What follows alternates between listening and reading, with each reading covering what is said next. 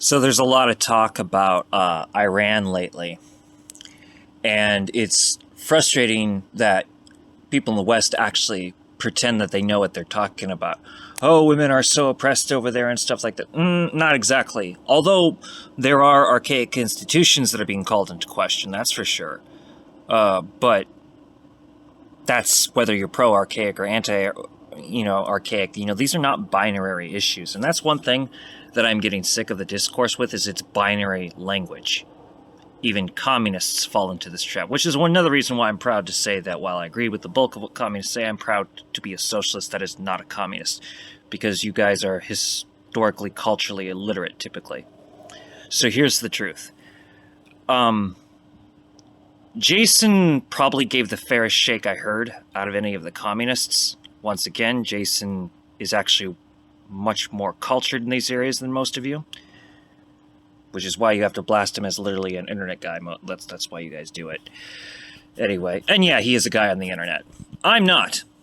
And I've been to Iran 4 times. And I'll tell you what I remember. I remember that the women were debating whether the hijab was mandatory or not. And yeah, contrary to popular belief, women have a very powerful voice in Iran. Now, it's better if Iranian women speak for themselves. So, I'm going to turn this over to one of the most honest journalists of our time, Max Blumenthal, who spoke to a woman in Iran on October 2nd, 2022. Welcome to the Gray Zone. It's Max Blumenthal.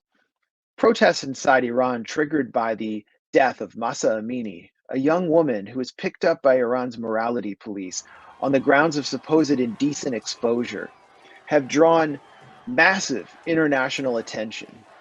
Media around the world are following these protests, and on social media, the hashtag surrounding Mahsa Amini's name has generated more attention and retweets than almost any hashtag in Twitter history. So, how much of this international response is authentic, and how much of it is related to genuine concern for Iranian women and not the long-standing Western desire for regime change in Tehran? To better understand this issue, I spoke to a woman inside Iran. Her name is Satara Sadeghi. She is an independent researcher, a translator, a teacher, and a PhD. She lives in the city of Esfahan. Satara Sadeghi, let's talk about you and your own political views before we get into some of the details of these protests and the campaign behind them. You studied the US civil rights movement as part of your PhD, and you are also a student of propaganda. But where do you situate yourself within the Iranian political spectrum? And specifically, do you support women protesting the morality police and issues like the hijab? Well, yes, as you mentioned, I finished my PhD in American Studies, and I studied propaganda analysis as part of my PhD dissertation, and the rhetoric of social movements as well.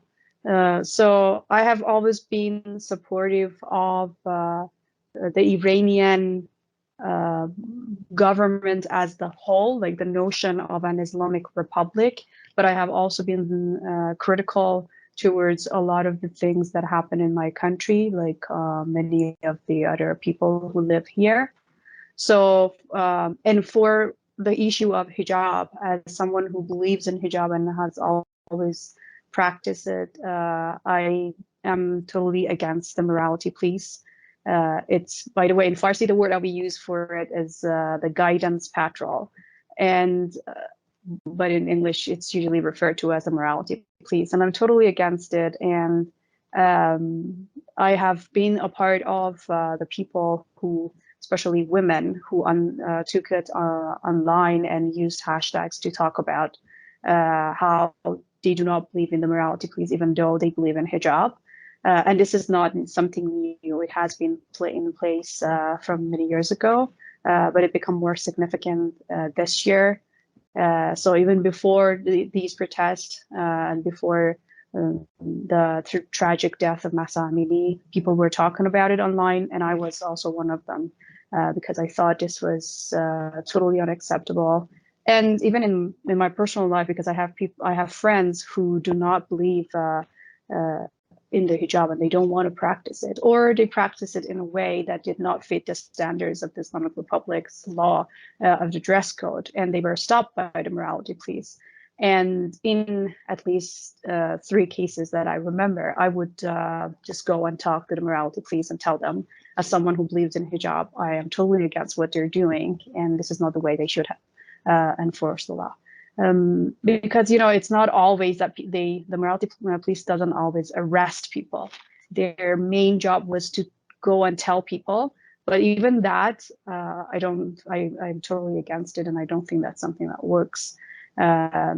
Mainly because a lot of people who live here and believe in some sort of dress code, and I think as a woman, I think that's something that people should tell us. Like, I mean, I believe in law and order, but also I don't like being told with like those details, like how to dress and how to appear in public.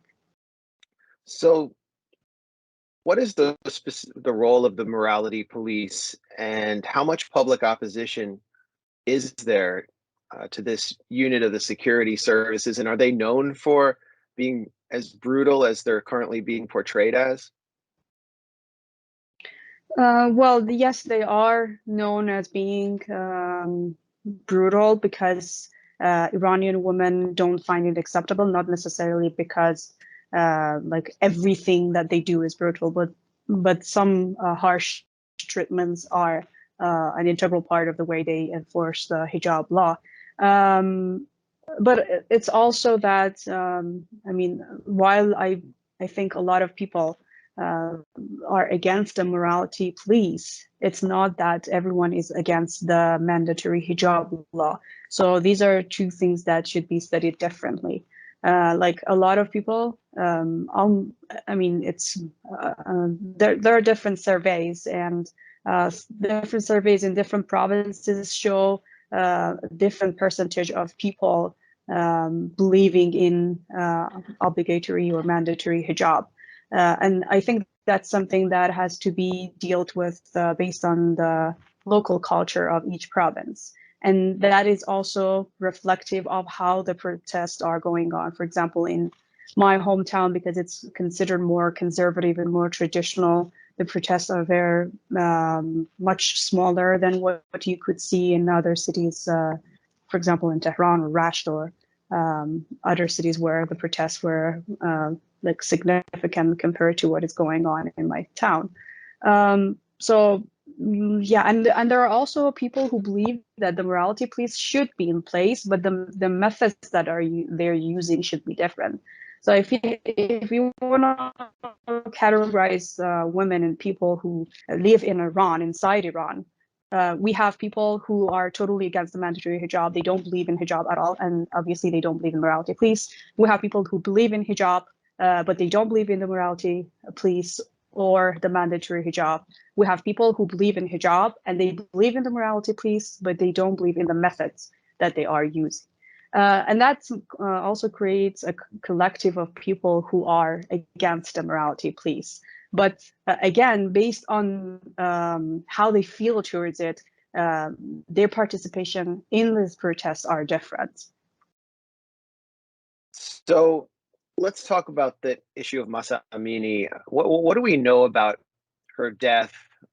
Most people in the West who are following this believe she was beaten to death by the morality police in police custody. Has that been established as the case? And is that the understanding even of the protesters in Iran? Not really. I mean, even a lot of those Western media outlets corrected their like headlines or started using different terms referring to the case when the CCTV footage of the moment when Mahsa Amini fell and went into a coma was published. So a lot of people believed that footage about how some people said that she had bruises on her legs when she was taken to hospital, which shows that there was beating. But the footage, clearly shows that she was in good health conditions when she was there. Based on what we see. And an investigation has been ordered. The final results are not yet published. There are talks about it, but there's not a final statement by the state. As the last thing that they have said is that the probe shows that there was no beating involved. They even released the CT scans of her brain, and as I said, there was a CCTV footage. So a lot of protesters, while there are protesters who believe that beating happened, there are also a lot of protesters who think that it did not happen. But the fact that a young girl died in police custody only because of violating the dress code is something unacceptable, no matter what exactly happened in police custody. You're in Isfahan, which is a large city in Iran, outside of Tehran. Most of the protests, as far as we know, have been centered in the capital of Tehran. And you have been receiving a wave of death threats for reporting that the protests in your city were very small and that the protests have not spread to key Iranian cities. Is that still the case? Well, because I have already blocked a lot of people, and because the person who started those threads is someone who knew me in person. At this point, I can say that I haven't received any new threats, but it was because I appear on different media and I have talked about Iran as a political analyst, and I've always received insulting or sometimes death threat, but this time it was really unprecedented, as it was started by someone who knew me in person and had my personal information. And even the number of the people who attacked me was really huge. And it started with the Independence Farsi account on Instagram, publishing a snippet of my interview and disregarding all the criticism that I had against the morality police, the crackdown on everything, and just saying that I lied about the number of the people participating in the protests, or the fact that that these protests are much smaller than the ones that we witnessed, for example, in Esfahan in 2019. But at the same time, there were a lot of people who were totally against even the Islamic Republic, but mentioned that and said, they verified it and they said that they were part of the protests, and that's true. It was not significant because, as I said, Isfahan is a conservative and more traditional city, and people take to the streets on different issues. Like the morality police is, I guess, not number one issue for people who live here. And I talk to my friends who don't observe the hijab completely or according to the law, and they said that this is really not their number one issue, and so they don't want to be the part of the protests. Right. We've seen large protests over the price of food or economic issues in Iran that were totally ignored in Western media. So what do you make of the response in Western media, not just Western broadcast media, but social media as well? The Mahsa Amini hashtag is one of the most popular hashtags in history. As you tweeted, it's as if there are no other issues in the entire world. Do you think the outrage that we've seen on social media is authentic, or something that is being encouraged or pushed by Western, specifically NATO states, the same way that there was a massive social media amplification campaign around the so-called Arab Spring? Yeah, that's true. Social media has never been a true reflection of what's happening in different societies, especially not Iranian society, because Twitter is blocked here, and a lot of people do not have access to it. So, and the number of the users, the Iranian users on Twitter is not significant because they use other, for example, Instagram. Before these protests, Instagram was not blocked, and a very large proportion of the population had Instagram accounts, especially that because they also used it for selling products, and they had their business, especially a lot of women ran their own businesses on Instagram. But Twitter is like very different, and it's something that is known by Iranians. Even like those who are on Twitter, they know that it's very different from the realities on the ground. And it's surprising how when there was, especially in those towns where the protests were met, the crackdowns on the was really severe, and a lot of people couldn't even use the Twitter hashtags. Broke a record, which is like, it tells that there is something there that doesn't come from Iran. And you know, there is I mean, there is a history of like fake hashtags and fake accounts and trolls on Twitter trying to portray Iran in a different way.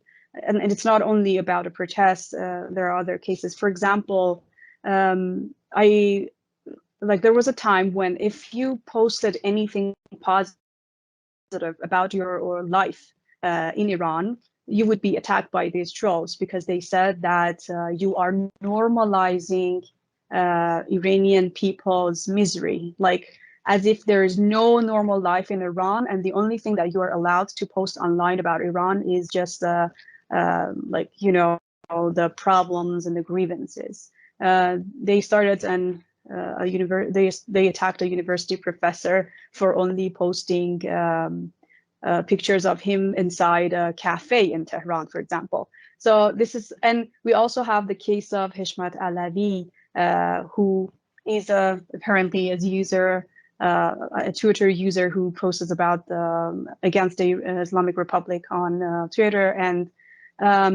it's interesting that when Trump withdrew from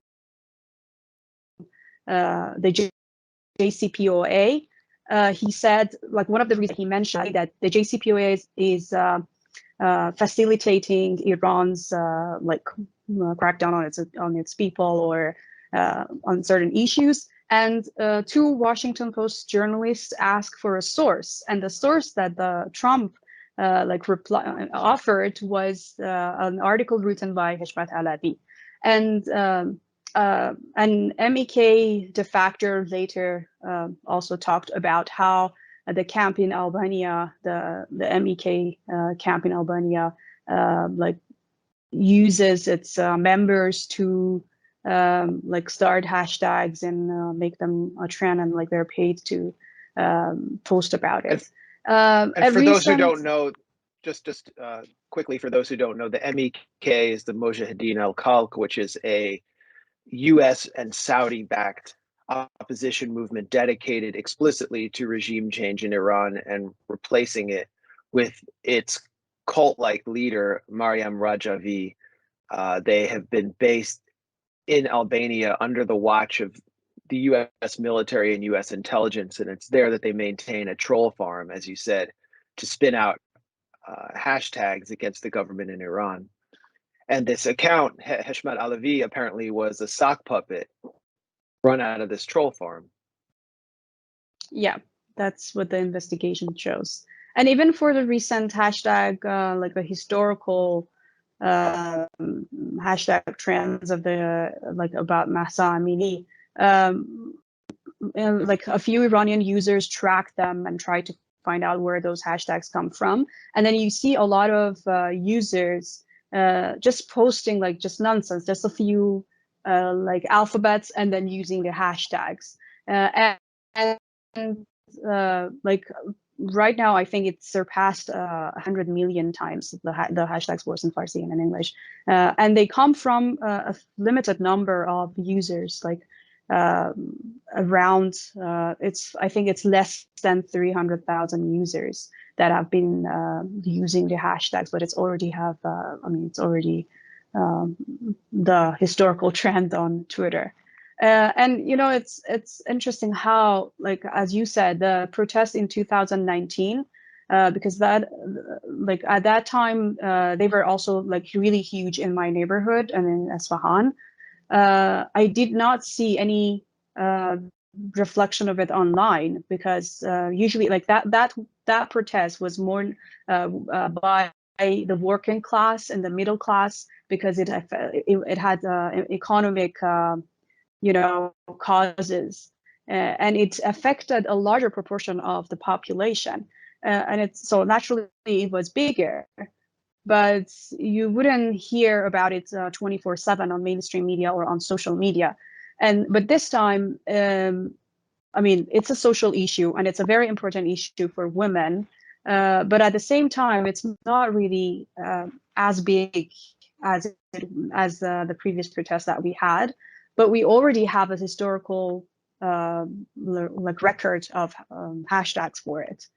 So it totally shows that it's not reflective of what is actually going on in Iran. Well, the New York Times is also reporting that the U.S. State Department and its allies are trying to get communication gear into Iran. However, much of the noise about these protests appears to be coming from the outside, and it's because of an issue that Westerners can relate to. We are deluged with identity politics here, and we don't have large economic protests here in the United States anymore, outside of maybe some union activity, some strikes. This is a case of the weaponization of identity, and obviously a real issue, as you point out, a real issue with the morality police.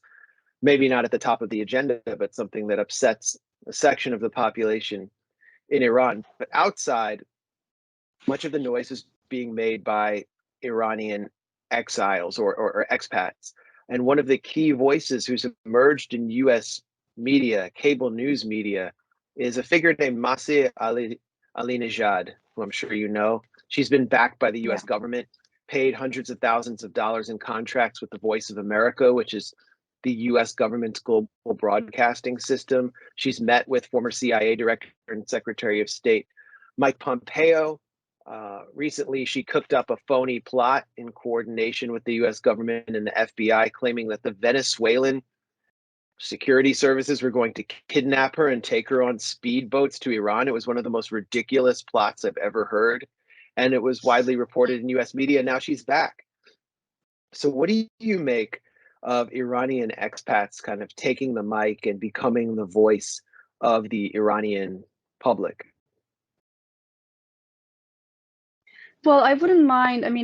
Obviously, Iranian women would be very happy if those in exile really wanted to be a voice for women inside. But the thing is, they are just echoing the voice of, like I would say, a minority and just a section of the population in Iran that they agree with. I think they also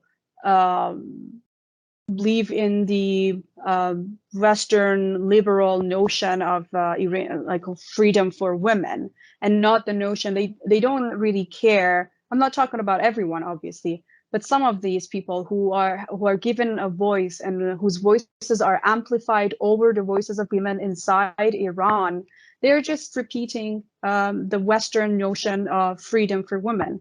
And they do not understand that if women in Iran can have a different notion of freedom, and they have other priorities when it comes to women's rights and women activism.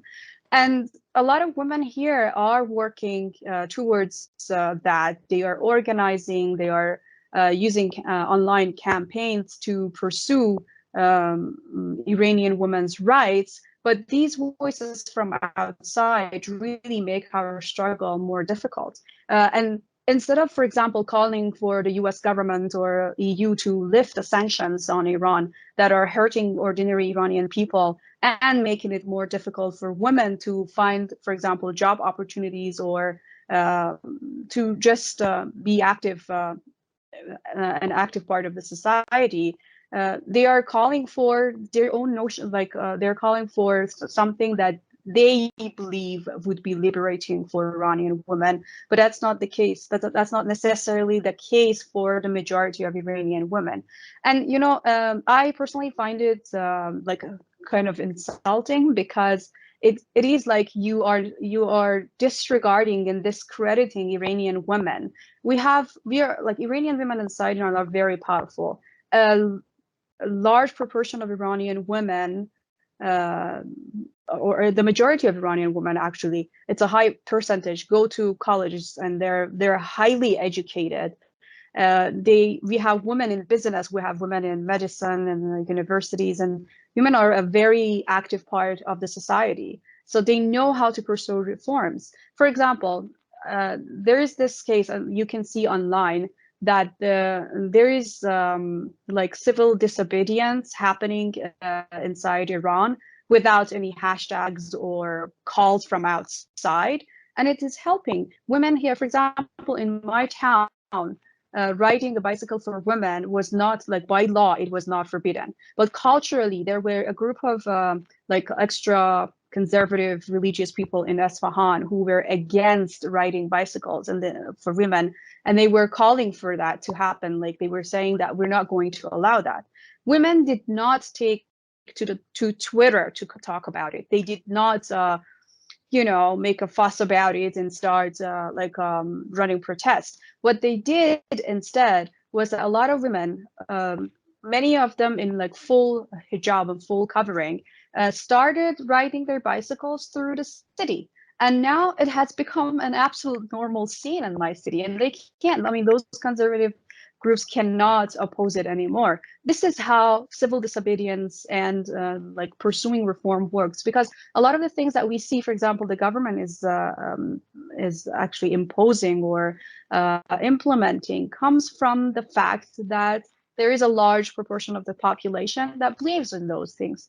So we need education, and we need it's a progress. It's a process of reforming and educating women and educating men about women's rights. It doesn't happen by like a hashtag revolution and just taking to the streets. And then, it's very easy for these protests to get violent, and there are people who abuse it. It starts with slogans for women's rights, but it ends up with the slogans against establishment and calling for the overthrowing of the establishment. So a lot of women don't want to be a part of that, simply because they see how this is hijacked, how this is exaggerated by Western media and the social media as well. And so they see the realities and they see those reflections, and they don't want to be a part of it.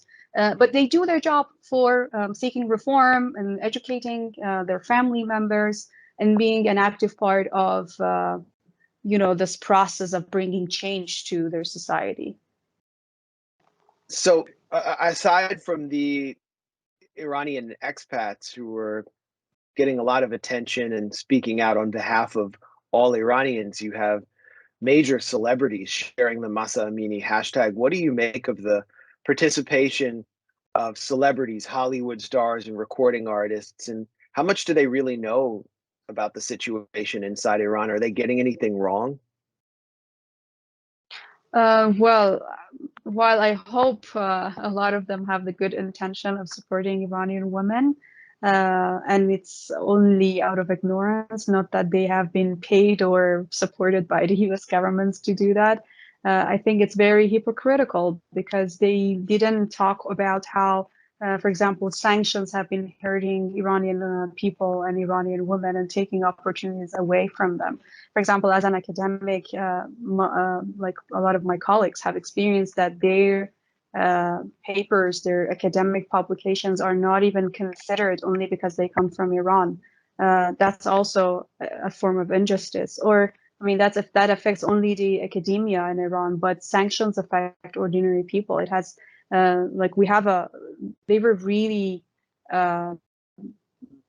like affecting ordinary Iranians and making it impossible for example, people with cancer to provide their medicines, to find their medicines. And a lot of medical companies refuse to sell Iran medicine, citing U.S. sanctions, because, they're also, I mean, there are a lot of European companies who just do not want to stand against the U.S. pressure to abide by these sanctions. So they just refuse to sell medicine. Or it's not always like directly from the medicine, like those companies. It's also because of the international sanctions on like Iranian banks that make it impossible for Iran to buy those medicines. So there are a lot of factors involved, but making it impossible. So I personally, and I'm sure a lot of people, find it really hypocritical. Well, you mentioned some violence taking place. We've seen police officers be killed and a number of deaths, as well as what appears to be armed clashes on the Iranian-Iraqi border. How are these protests turning violent, and are they being infiltrated by violent elements who actually have very little interest in women's rights? Yes, that's unfortunately the case. Like Iranian women rightfully wanted to protest and take to the streets and make a statement to the state, and which I think they have already made it. But there were elements who infiltrated it and started violent like attacks on public property, even on people's property. Like they burned people's cars. There were shootings, and a lot of people have died in these protests. Many of them who were women. And it's not everyone died because of police shooting or police crackdown. A lot of those people died because of the thugs and mobs that were involved in these protests. And obviously, like you said, they don't care about women's rights. They have other they have other agenda to follow. And this is also another reason, like a lot of women who maybe initially were protesting took online to talk about that this is absolutely not what women want, and it's not supporting women's rights. But there were also, like I said, peaceful protests going on, and they didn't receive crackdowns, obviously, because they weren't as violent in universities and in different, like on different streets, where people just were peacefully protesting without burning things down. But with those infiltration, it became very difficult to keep them peaceful. And also, you asked me about the Kurdish involvement, Yeah, right? I mean, Masa Amini was Kurdish, and many of the protests have taken place in Kurdish areas, if I'm not incorrect. So how is the Kurdish issue influencing these protests? Yeah, well, it appears that one of Mahsa Amini's cousin was a member of one of these Kurdish separatist movement, which have also carried out terrorist acts. But obviously, she had nothing to do with these people. But this cousin abused, like, or exploited his relation with Mahsa Amini to say that this was to portray it as an ethnic issue. But Mahsa's family, including her uncle, spoke out and said that this has nothing to do with our ethnicity. We are Kurdish, but this is about Iran and the women's right. It has nothing to do with our ethnicity. This involves everyone. But different leaders of Kurdish movements inside Iran and outside, like the ones in Iraqi Kurdistan as well, started saying that they were planning for the protests, and they called for people to take to the streets. And even the slogan that has become popular for this movement, which is translated into women, life, and liberty, that's a popular Kurdish slogan. and it's beautiful and people relate to it. But even the slogan was like it came from these Kurdish like ethnic groups that were involved. And by now, like one of the cities at the border witnessed attacks on police stations by these some of these Kurdish elements, and Iran started because they were funded and armed from outside Iran, from Iraqi Kurdistan. Iran also started attacking their bases in Iraq, and just recently, just yesterday, a lot of people, at least I think about 11 people, died in these attacks. But the IRGC has made it clear that they won't stop until they just back down. And I think it's also important to know that like I have Kurdish family members, and they do not see themselves a part of it at all. So it's not about the ethnicity, it's about a group funded by outside sources wanted to like exploit these protests and wreak havoc on Iran and the society. Well, those Kurdish separatists on the Iraqi side of the border are part of the Barzani clan, right? Which has been historically backed by the U.S. and armed by the U.S. Yeah, and Mossad at some time. Yeah, that's and true. the Israeli Mossad.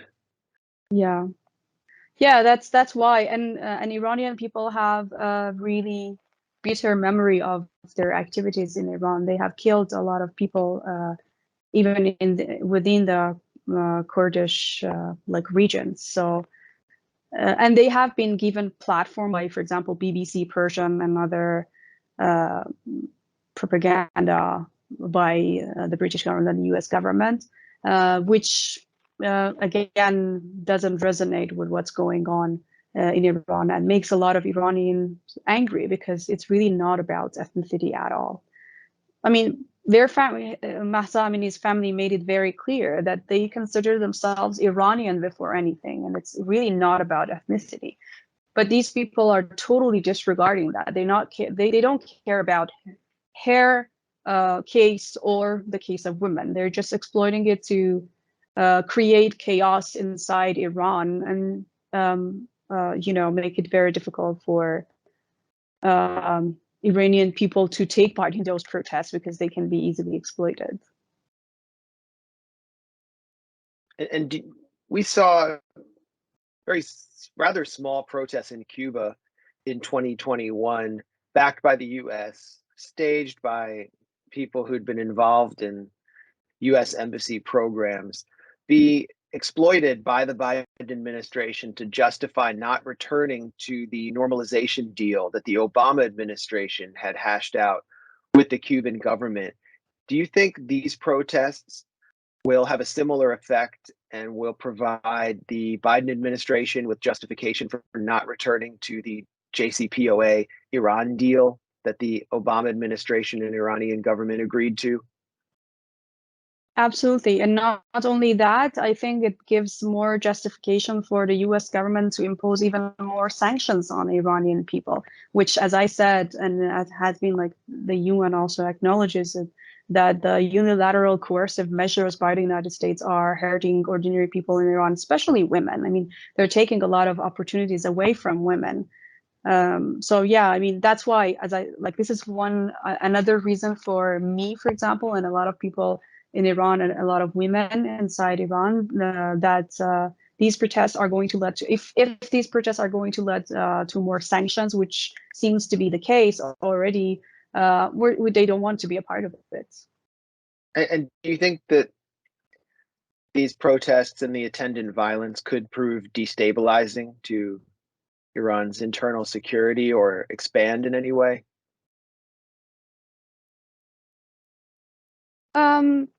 Well, by now the protests are like almost finished, and everyone is talking about how there are no longer like massive protests, and even on outlets like especially Persian-speaking TVs, for example, like BBC or Manoto or VOA Persian, they tried hard to say that the protests are still going on. And I was checking the hashtags today, and there are still millions of hashtags for what's going on in Iran. But if you go on those streets and just walk around, even in Tehran by now, there's really nothing significant happening.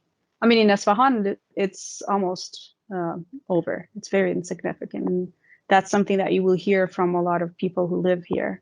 And actually, like, there's, I mean, in certain neighborhoods, if you walk, you would never see anything. I had a friend of my friend was saying that, like, if a tourist comes to Iran at this time and they go, and for example, they walk around Isfahan, they will believe that whatever they heard on social media or mainstream media was absolutely fake. Like, that's how normal life is just going on in Iran, and things are gradually going back to normal. Even the internet crackdown eased today, and that's why I've been able to do this interview.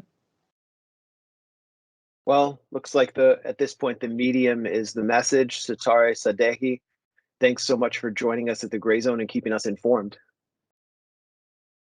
Thank you for having me and giving me a platform as someone who lives in Iran to have a voice.